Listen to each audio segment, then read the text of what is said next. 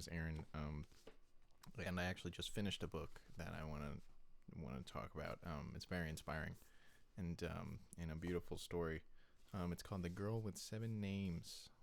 It's about a well, they call it an escape from Korea, but I mean there are some escape stories within the story. But I think one of the most interesting parts of this book is not only that the Hyun Sun Lee, I think that's how you say her name, who has had many different names, and I don't remember her name, Min Young, I think was her name when she was in North Korea. She didn't necessarily intend to escape insofar as she was unhappy in North Korea. She kind of was doing a dumb teenage move. She lived on a border town in North Korea, and she wanted to see China because a lot of individuals kind of crossed over that river to go and see China, and her brother had done it, and she was turning 18, and as you turn 18 in North Korea, your crimes become much more of a big deal. At 17, you kind of still have that you're not as culpable for the things you do because you're still kind of just a dumb teenager. So, which is, I must admit, a surprising amount of mercy for a place like North Korea to extend to its otherwise pretty non-free citizens. But I mean, it makes sense, and I appreciate that ruling in any society. So she kind of did this, and eventually ends up she gets stuck in China, and so she essentially has to make her way in China. She spent more time in China than she had intended because she was enjoying it, and then eventually she had to make her way on her own because she got stuck. Her parents, or her mom at that point, and her brother were under political scrutiny.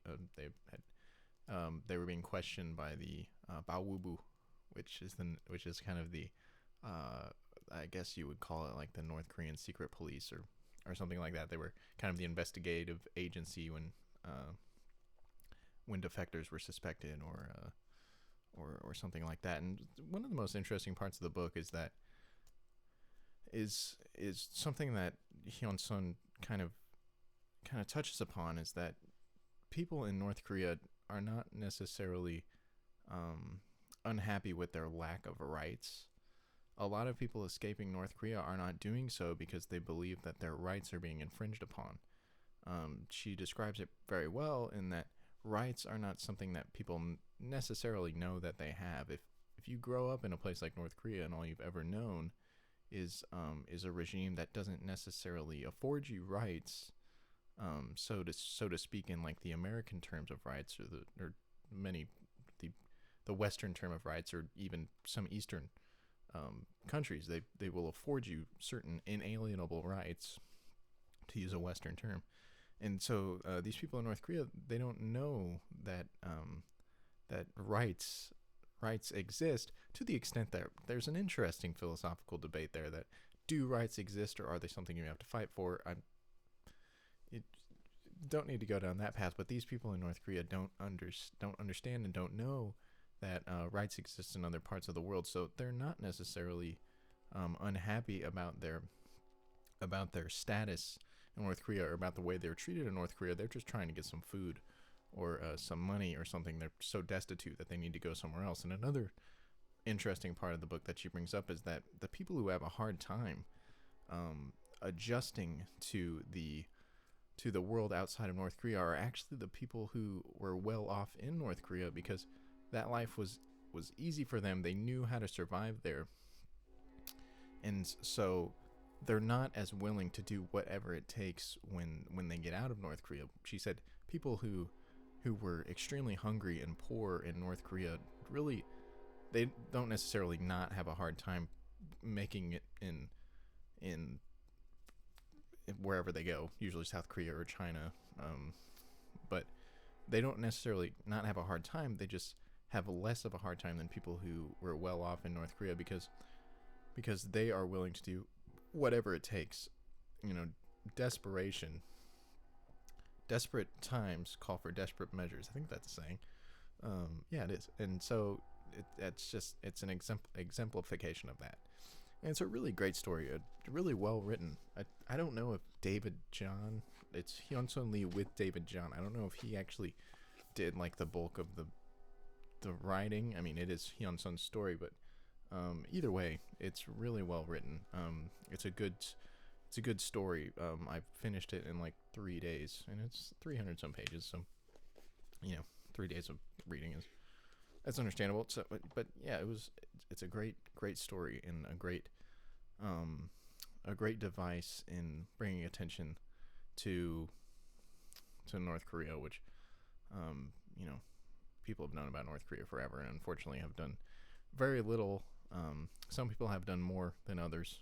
Some countries have done more than others to kind of relieve the situation that exists there. It's a really strange situation, and kind of probably a more delicate situation than I even know, or am really willing to grapple with. I don't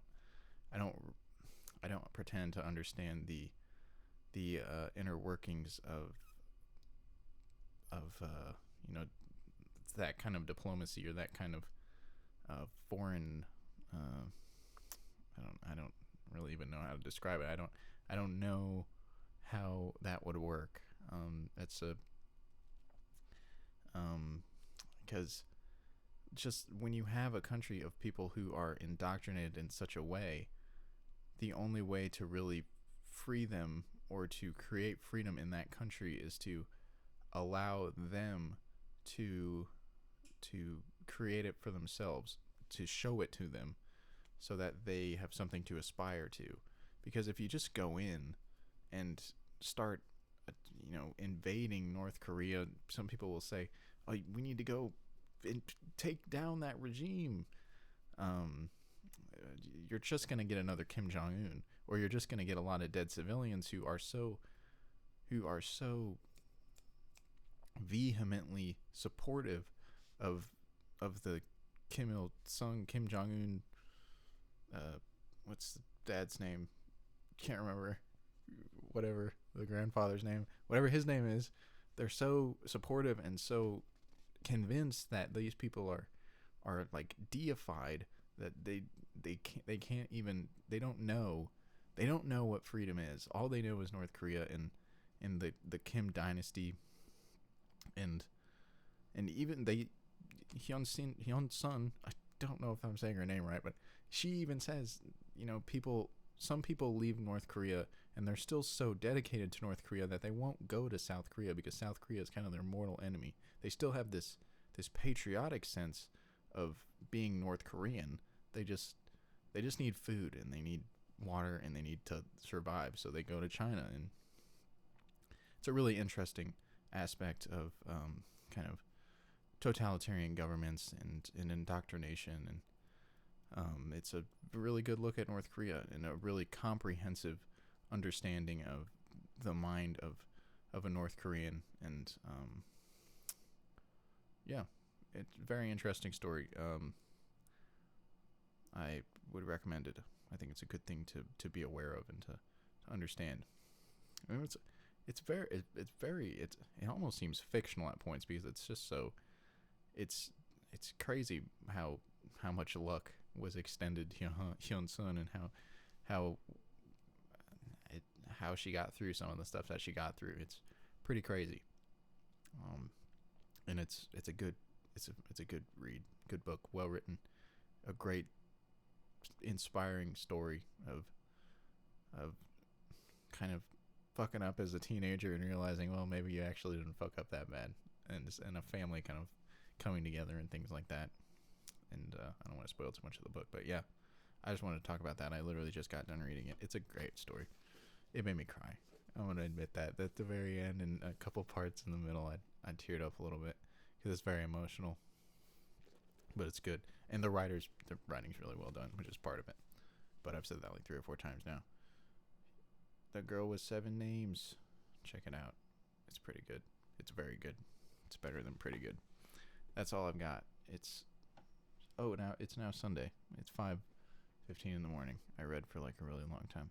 But have a good week and a good life, and appreciate your rights.